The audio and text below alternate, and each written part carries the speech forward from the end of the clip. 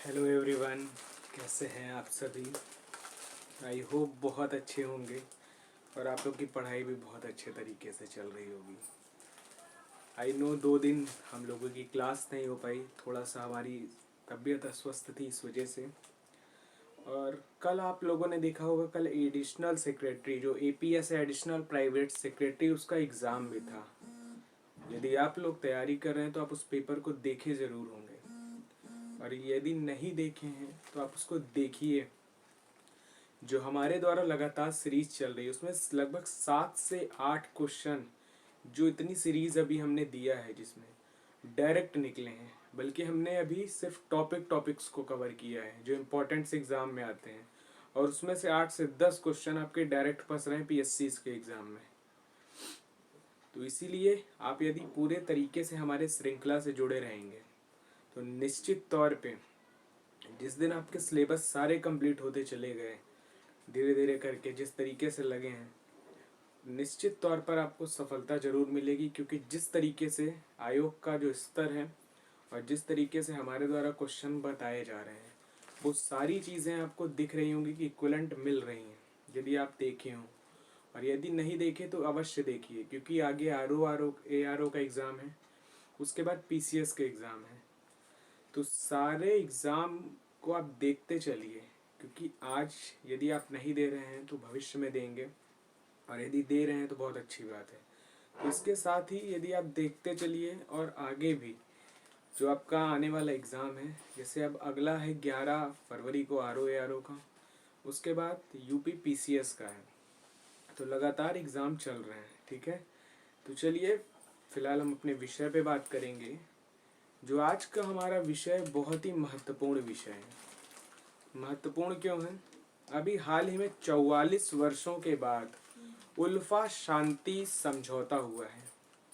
हम पूरी डिटेल में चर्चा करेंगे कि उल्फा संगठन क्या है, किस राज्य में सक्रिय था, क्या इसकी पृष्ठभूमि रही है, और तमाम चीज़ों पे हम बात करेंगे।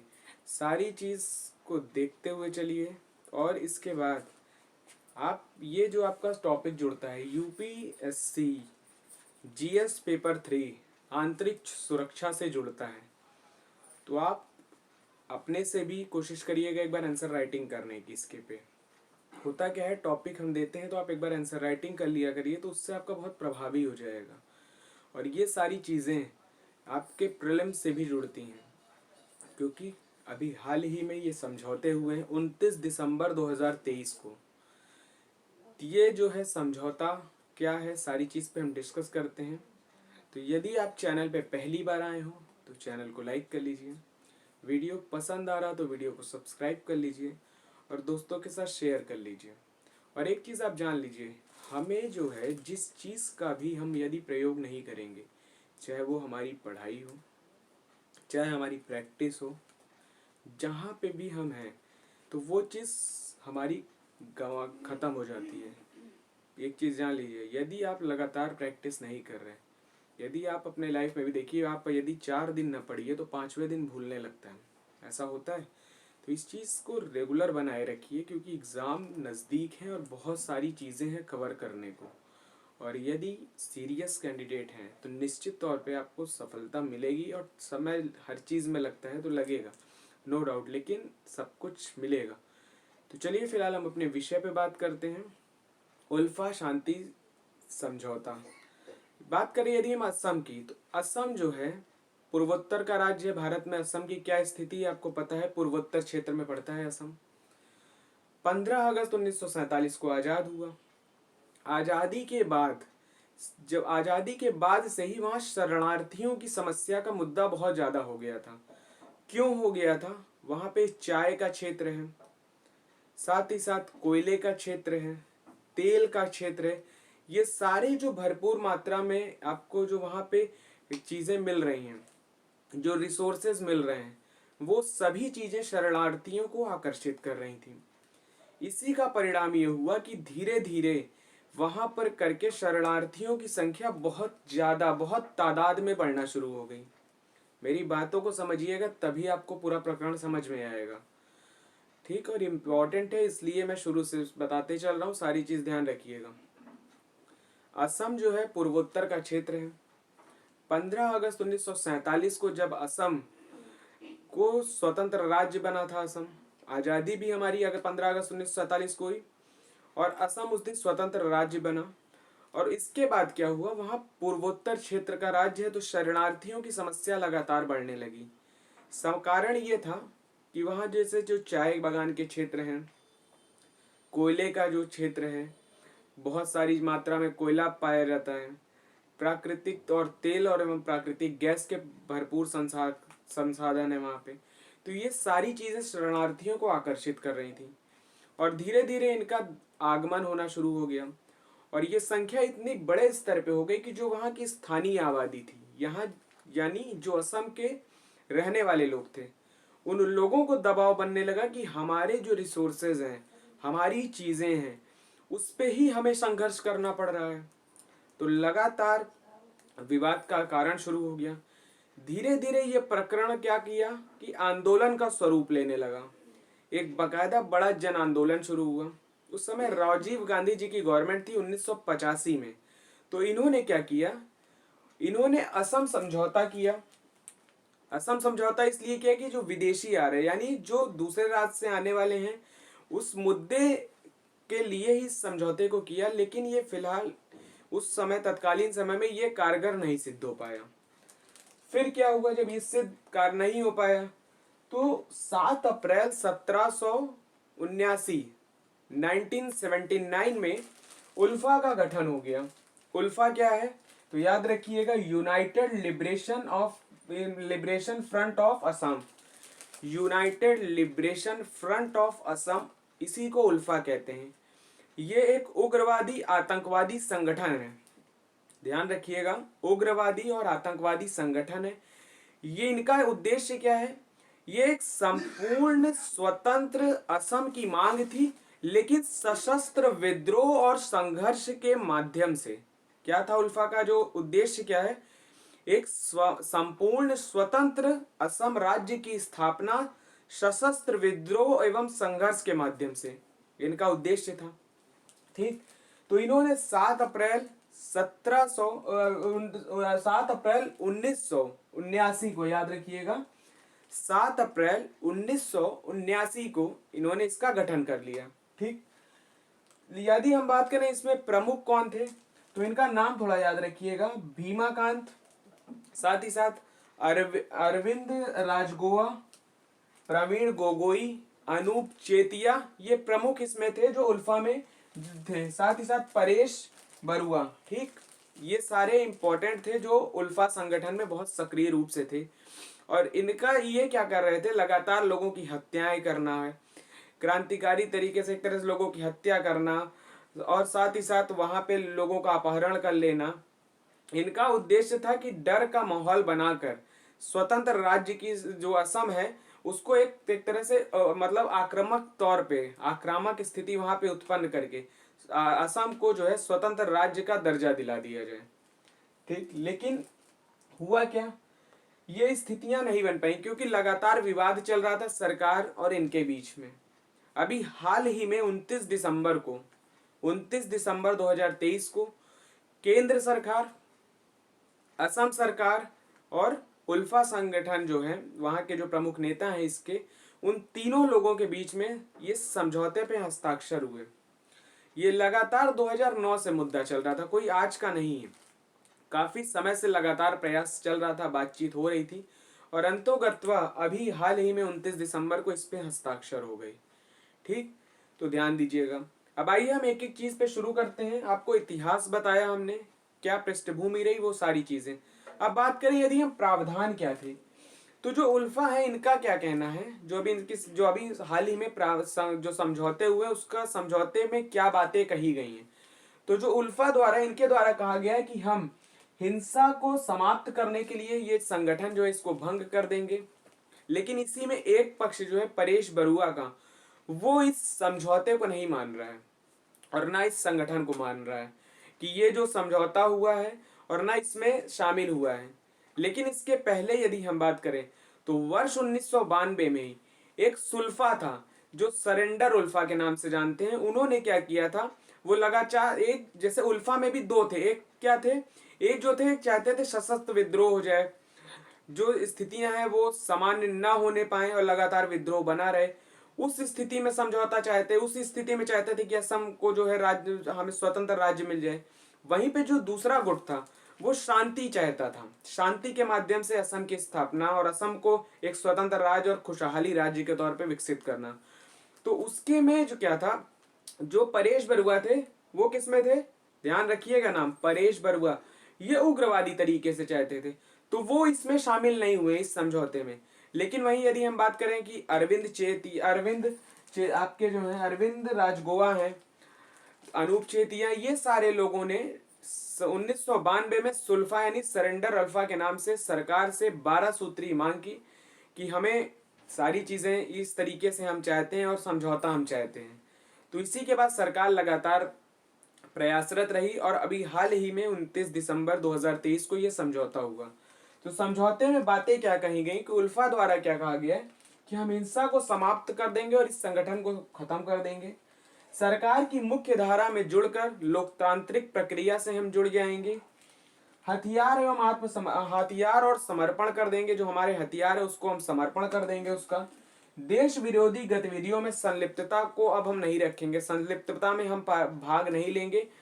तो ध्यान रखिएगा सरकार ने क्या कहा है, सरकार ने अपनी बात भी रखी ना कि हम समझौता है तो दोनों तरफ से। सरकार ने क्या कहा, हम असम की संस्कृति, वहां की जो परंपराएं हैं, जो भूमि अधिकारें हैं लोगों के, वहां के जो स्थानीय हैं, तो उन लोगों के लिए जो, और साथ ही साथ जो उल्फा में जो लोगों के लगता है कि सरकार हमारे विरोध में है, तो उनके लिए हम एक समाधान बनाएंगे, साथ ही साथ उनको विश्वास में लेने का प्रयास करेंगे, जो उल्फा के जो लोग हैं उनको बताने का प्रयास करेंगे कि सरकार आपकी है, आपकी समस्याओं को से सरकार अवगत है और आपकी समस्याओं के निराकरण के लिए लगातार प्रयासरत है। ये इसलिए साथ ही उल्फा से जुड़े लोगों के सरकार के प्रति विश्वास को बताना कि सरकार के प्रति विश्वास दिलाना, साथ ही साथ असम के विकास हेतु जो सरकार है उनका कहना है, जो हमारी सरकार है 1.5 लाख करोड़ रुपए का निवेश करेंगे ताकि असम एक विकसित बुनियादी ढांचा वहां एक अच्छा विकसित हो सके, जो हमारा टूरिज्म सेक्टर है बढ़िया हो सके, जो हमारे चाय बागान, चाय के क्षेत्र हैं वो अच्छे तरीके से विकसित हो पाए।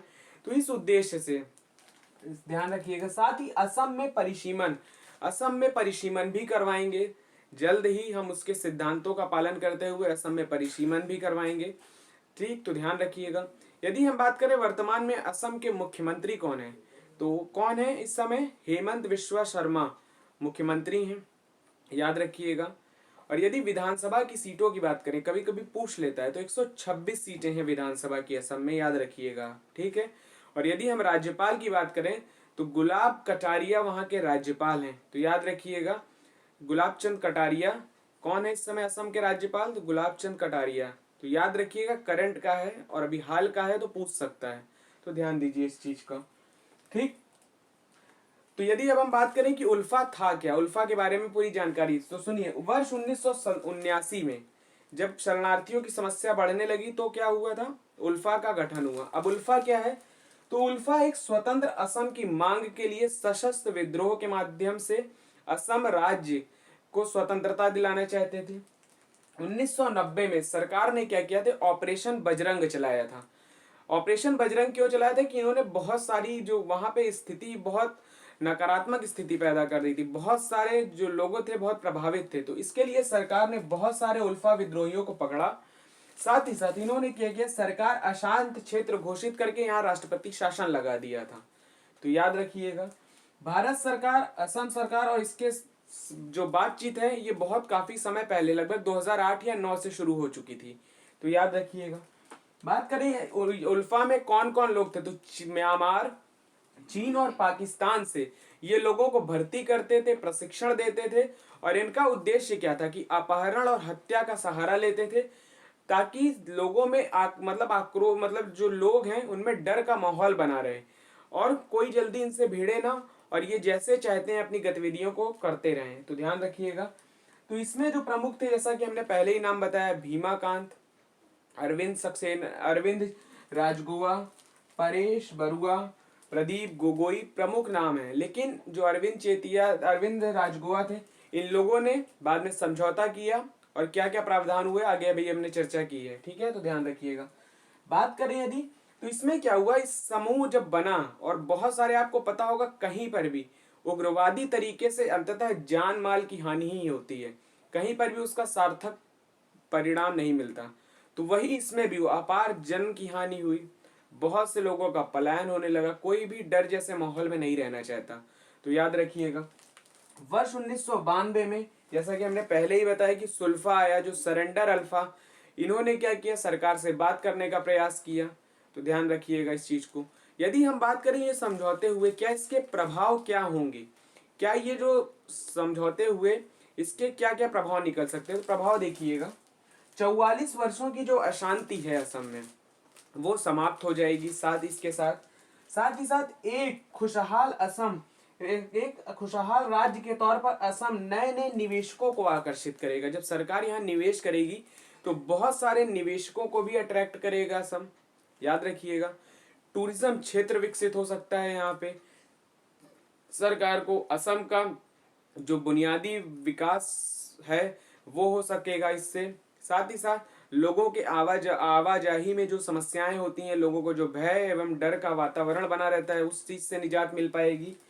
बात करें यदि, एक बेहतर बुनियादी ढांचा का निर्माण हो पाएगा यहाँ पे जो है। साथ ही साथ जो यहाँ के नागरिक हैं, राज्य के द्वारा उनको कानूनी सहायता, उनके अधिकारों की रक्षा, जो हमारे फंडामेंटल राइट्स हैं, उससे उनको अवगत कराना, साथ ही उन लोगों को इस चीज के बारे में बताना कि हमारे संविधान में भी आपके अधिकार हैं, आपके जो अधिकार हैं वो सभी आपको संविधान के द्वारा प्रदत्त किए गए हैं और वो सभी आपके सुरक्षा के लिए ही हैं। ये सारी चीजों को बताना, और क्या है, असम के जो नागरिक हैं उनमें सरकार के प्रति विश्वास दिलाना, उल्फा के जो व्यक्ति हैं, जो लोग इसमें जुड़े हुए हैं, उनको बताना कि सरकार आपके लिए हितकारी ही है, आपके जो समस्या है उसके समाधान के लिए हमेशा तत्पर है, और आपको भी संविधान की जो राइट्स हैं वो सारे आपको भी मिले हैं। और भारत एक लोकतांत्रिक देश है, इसलिए आपको जो भारत विरोधी गतिविधियों में शामिल न होकर, बल्कि अपने संविधान के प्रति, अपने संविधान की जो सर्वोच्चता है, न्यायपालिका की जो हमारी स्वतंत्रता है, जो हम माननीय हमारी सुप्रीम कोर्ट है, उन सभी के प्रति हमें आस्था रखना, लोगों में खुशहाली वातावरण को विकसित करना, जो लोगों के बस आपसी जो भय का वातावरण होता है, उन सभी चीजों से निजात दिलाने के प्रयास में अपने आप में बहुत ही सराहनीय कदम है ये। और लगभग 44 वर्षों के बाद ये समझौते पे हस्ताक्षर हुए हैं, तो अपने आप में बहुत ही सराहनीय कदम है। तो इस चीज को ध्यान रखिएगा। ठीक है, आई होप आपको सारी चीजें समझ में आई होंगी कि उल्फा संगठन क्या है, इसकी समस्या क्या थी, क्या क्या चुनौतियां वहां पे रहीं, और क्या इन लोगों की समस्या थी, क्या समझौते हुए, सारी चीज़ों पे हमने विस्तृत तौर पे क्लास की है इसमें, और सारी चीज़ों पे हमने चर्चा की। तो यदि आपको सारी चीज़ें समझ में आ रही हैं तो वीडियो को लाइक करिए, दोस्तों के साथ शेयर करिए और वीडियो को अपना प्यार दीजिए। तो चलिए फिर अगले वीडियो में फिर मुलाकात होगी। तब तक अपना ध्यान रखिए, अपनों का ध्यान रखिए, स्वस्थ रहिए, मस्त रहिए। फिर मुलाकात होगी एक नए विषय के साथ। तब तक लिए बहुत बहुत शुक्रिया आप सभी का, आभार। जय हिंद, जय भारत, धन्यवाद।